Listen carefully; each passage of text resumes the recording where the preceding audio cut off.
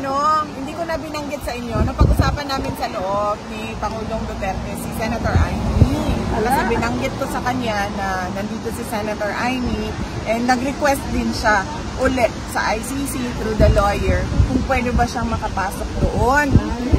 At tinanong ako ni Pangulong Duterte kanina kung bakit daw gusto pumasok ni Senator Amy. Sabi ko, baka gusto ka kausapin. Sabi niya, ano naman sasabihin niya? Sabi ko, well, hindi ko alam.